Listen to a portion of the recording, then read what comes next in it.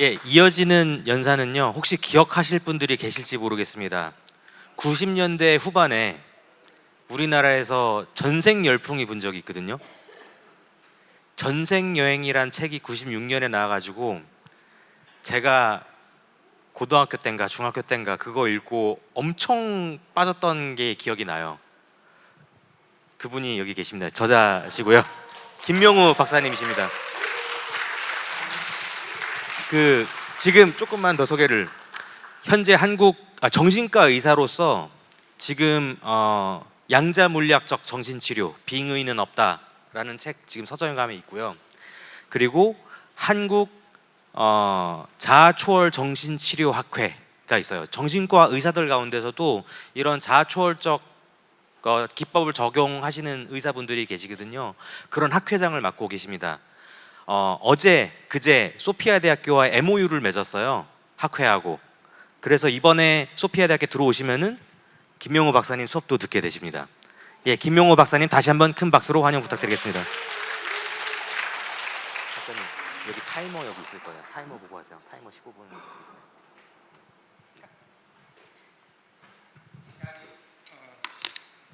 시간이 많이 지연되고 여러분도 많이 지칠 것 같아서 간단하게 요점만 말씀드릴게요. 저는 속속들이 치료자입니다. 치료를 해서 환자에게서 나오는 결과 아니고는 관심이 없어요. 뭐 프로이드가 뭐라고 했다, 융이 뭐라 했다, 전 별로 관심이 없습니다. 그거를 썼을 때 어떤 결과가 나오는 거, 또 쓸만한 도구이냐 아니냐 한 거, 그것만 저한테 중요하죠. 사실 제가 의대를 간 이유는 제가 고등학교 때 이제 동서로 갈라져서 소련하고 미국하고 이념 분쟁을 많이 할 때인데, 대학을 가면 뭘 전공해야 되느냐. 사실 저는 잡다한 거에 대해서 좀 재능이 있었습니다. 그림도 잘 그렸고 음악도 좋아했고 독서도 좋아하고 해서 이 전공을 정하기가 되게 어려웠는데, 그때 이데올로기라는 것은 사람들이 자기가 선택해서 가는 것이기 때문에 이건 진리하고는 상관이 없다.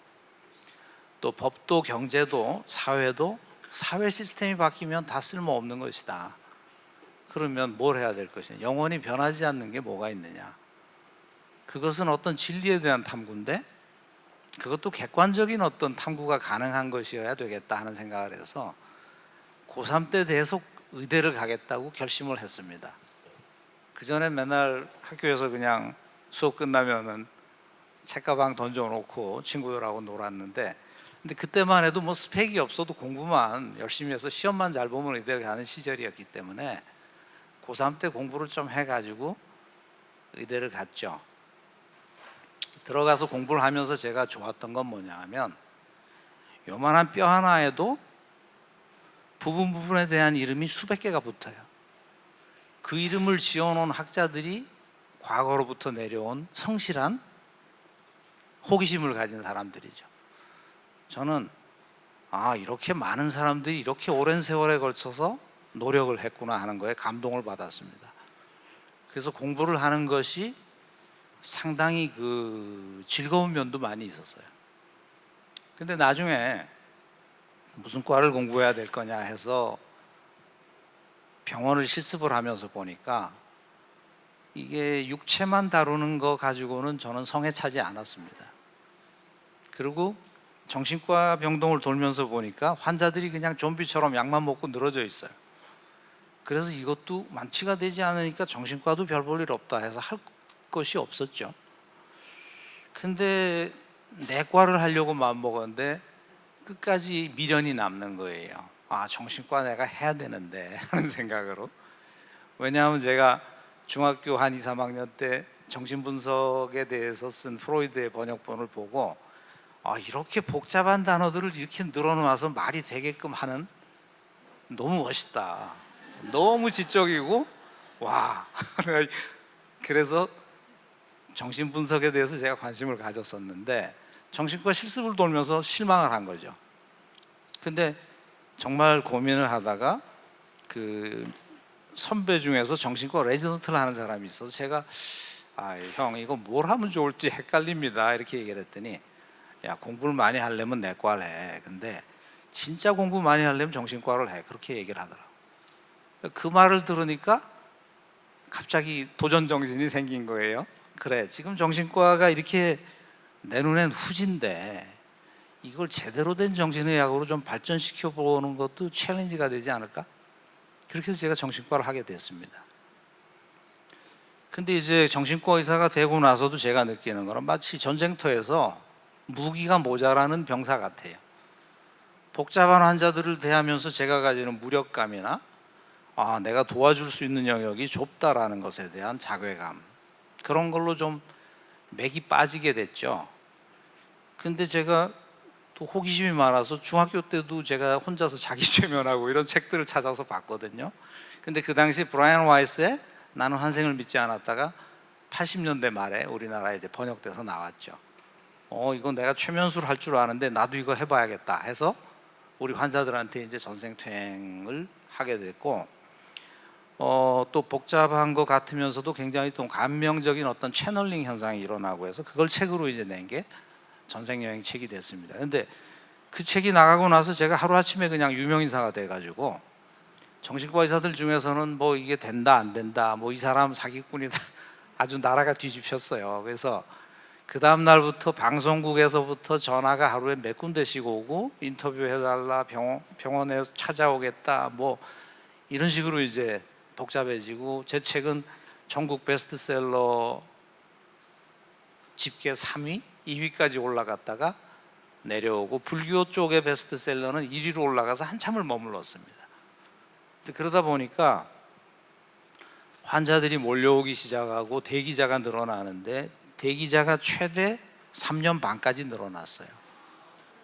제가 하루에 최면 치료를 몇 명을 했냐 하면 하루에 7세션씩을 했습니다. 1시간 세션을 7시간을 하고 중간에 오는 사람들 약 지어주고 일반 상담하고 초인적인 노동을 한 거죠. 근데 제가 저질러 놓은 일이니까 무슨 불평도 할 수 없이 그냥 저 혼자 다 처리를 해온 거죠. 그렇게 해서 지금까지 35년 동안 제가 병원을 하면서 최면 치료 세션만 한 4만 6천 시간 이상을 하게 됐습니다. 그거를 24시간으로 나누면 몇 년을 치료실에서만 살았다는 얘기가 되거든요. 지금도 제가 하고 있고요. 근데 이제 그러면서 제가 발견한 것들이 과학적으로 어떻게 설명이 될 수 있느냐 하는 것에 대해서 또 뒤지기 시작을 해서, 그 양자물리학과 우리 최면 치료에서 나오는 현상들을 전부 이렇게 커넥션을 만드는 거, 그거를 지금 제가 했고, 또 지금은 이제 더 단순한 방법으로 어떤 통일적인 치료 방법을 찾을 수 없느냐 하는 것에 대해서 이제 연구를 하고 있습니다. 근데 결국은 작년까지 제가 병원을 하고 7월 달에 미국으로 가서 하와이 호놀룰루에 지금 제가 가서 거주를 하고 있는데, 제가 떠나서 이제 일을 환자 보는 일보다는 좀 어떤 에듀케이션이나 리서치를 하겠다 하는 상황에서 소피아 대학은 또 한국으로 온 거예요. 그래서 저는 6월 1일부터 원래 30일까지 한국에 다른 스케줄이 있어서 오게 돼 있었는데 마침 이 모임이 겹치게 된 겁니다. 그래서 이것도 또 하나의 뭐 이용식으로 말하면 싱크로니시티다 이렇게도 말할 수 있고, 저는 근데 그 융의 동시성에 대해서 한쪽의 에너지가 바뀌니까 상호 공명해서 다른 쪽의 에너지가 바뀌고 뭔가 커넥션이 생긴다 이렇게 보거든요. 그러니까 융 시대만 해도 그런 에너지로서의 어떤 설명이 가능하진 않았을 거고, 최면 치료로서 어떤 게 가능한지에 대해서만 일단 좀 간단하게 살펴보겠습니다. 뭐 트랜스퍼스널이라는 거는 무조건 이제 오드나리하지 않은 경험들은 전부 다 거기에 들어간다고 봐야죠. 우리가 가지는 어떤 그 영감이라든가 초월적인 경험들, 영성에 대한 경험들이 전부 거기 들어간다고 볼 수 있고, 그 다음에 이제 이 트랜스퍼스널한 사이카이트리는 사이콜로지와 함께 그 영역에서 경험되는 부분들을 전부 치료의 이 영역으로 끌어들여서 사실 지금의 클래시컬한 정신의학과 심리학을 확장시킨 좀 더 이볼브되어 있는 학문이라고 볼 수 있죠. 스피리추얼이란 거하고 종교적인 거랑은 많이 차이가 나죠. 종교적인 건 아까 누가 말했듯이 하나의 시스템 속에서 가스라이팅을 한다. 근데 그 시스템 속에서 옳은 게 있다 하더라도 그게 다는 아니다. 뭐 예수는 기독교인이 아니고 부처는 불교신자가 아니죠. 그와 같은 것이죠. 이게 좀 이렇게 겹쳤네요. 자, 최면 치료에서 트랜스퍼스널한 영역으로 확장을 시켜 나갈 때, 물론 모든 환자에게 이게 필요하진 않습니다. 근데 해결이 안 되는 사람들, 보통의 영역에서 답이 나오지 않는 사람들에 대해서는 들어갔을 때 아주 어린 시절의 기억, 말하자면 엄마 뱃속에서의 기억, 그 다음에 엄마 뱃속에 들어오기 이전의 기억, 그 다음에 과거 삶의 기억, 그런 것들을 우리가 찾아낼 수 있고 거기에서 단서를 얻게 되는 경우도 많이 있습니다. 그리고 시간이라는 것이 전부 동시성으로 존재하는 이 양자물리학적인 실험 결과들에 따라서 우리는 그 과거를 현재와 똑같이 처리해 나가면서 에너지를 바꿀 수가 있어요. 치료에 있어서 굉장히 획기적인 방법이 되죠. 그 다음에 이제 가까운 사람들 간의 텔레파시한 어떤 커뮤니케이션이나 또 다른 사람들에 대한 생각을 읽을 수 있기 때문에 그냥 그 사람에게 동조시킴으로써 그 사람을 이해하고 그 자리에서 컨플릭트가 풀려버리는 경우도 많이 있습니다. 그러면서 쌓여있는 에너지로서의 병적인 부분도 다 같이 풀어나가는 경험이 되죠. 뭐 우리가 퀀텀 피직스에서 발견한 게 뭐냐 하는 거, 이거는 뭐 복잡한 얘기지만 사실 퀀텀 피직스가 뭔지 정확히 아는 사람들은 많지 않고, 다만 이런 것이죠. 이 세상이 연속적으로 되어 있는 시간 속에 존재하는 게 아니고 또 무한하게 증량되는 무게나 길이 속에 있는 게 아니라 전부 세그먼트로 나눠져 있다는 것이죠. 그러니까 가장 작은 단위들이 저렇게 되어 있어서 저거보다 더 작은 길이는 없고 더 작은 시간은 없다라는 것이죠. 그러니까 한마디로 말해서 영화처럼 여러 개의 필름이 움직이는 동영상을 만드는 것처럼 세상은 그렇게 되어 있다는 것이죠. 세상은 무한대의 그 어떤 영역으로 되어 있는 게 아니라 저런 스케일로서 만들어져 있다 하는 것이죠. 근데 이 양자 물리학에서 발견한 현실의 그 실제 모습이 우리가 경험하는 트랜스퍼스널한 영역에서 느끼는 것과 굉장히 유사하게 겹치게 됩니다. 그렇기 때문에 이게 우리의 신비 경험을 어떻게 설명할 수 있느냐 하는 것을 제가 쓰게 되는 것이죠. 여기 저 방정식이 되게 재미있는 건데, 우리는 영속하는 존재인가 아니면 일회를 살고 죽는 존재인가에 대해서 다들 확신을 가지고 있지 못한 경우가 있죠. 근데 이제 저거는 제가 읽은 어떤 물리학 책에서 수학적으로 우리 존재에 대해서 풀어놓은 것인데, 여러분의 의식이 여기 현재 존재한다는 것은 말하자면 제로가 아니고 1이라는 걸 의미하는 것이죠. 근데 이 우주에서의 시간은 영원한 단위입니다. 영원한 시간 속에서 이 자리에 존재하려면 100억 년을 산다 해도 무한대 위에다 100억 년을 올려놓으면 그 값은 제로예요. 여러분은 존재할 수가 없다는 겁니다. 이론적으로. 거기다 1000억 년을 올려놔도 역시 무한대분의 1000억 년은 제로예요. 여러분은 이 자리에 있을 수가 없다는 거예요. 그러면 이 자리에 여러분이 존재하는 유일한 가능성은 여러분의 의식이 영원해야만 무한대분의 무한대로서 존재해야만 1이라는 값이 나온다는 겁니다. 저는 저 방정식이 굉장히 인상적이어서 여기다 포함을 시켜본 것이죠. 한번 생각해 보시면 일리가 있다라는 결론을 가지실 수 있을 거예요.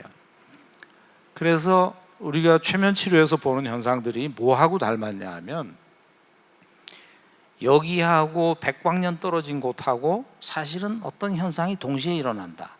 논 로컬리티라는 이론이 있죠. 그건 뭐냐면 장소라는 것이 아무 의미가 없다라는 양자 물리학에서의 관찰 결과입니다. 그런데 우리 내면에서도 역시 마찬가지예요.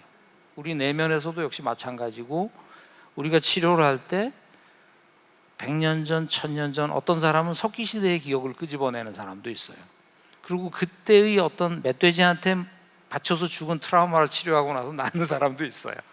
실제로 재미있는 일이죠. 근데 모든 사람에게 그런 것을 적용하는 게 아니라 일부 환자에게는 그러한 면도 굉장히 중요하다. 그 점이 굉장히 중요해요. 어떤 사람은 과거의 삶에서 어떤 악몽이 원인이 돼서 지금의 증상이 나오는 사람도 있어요.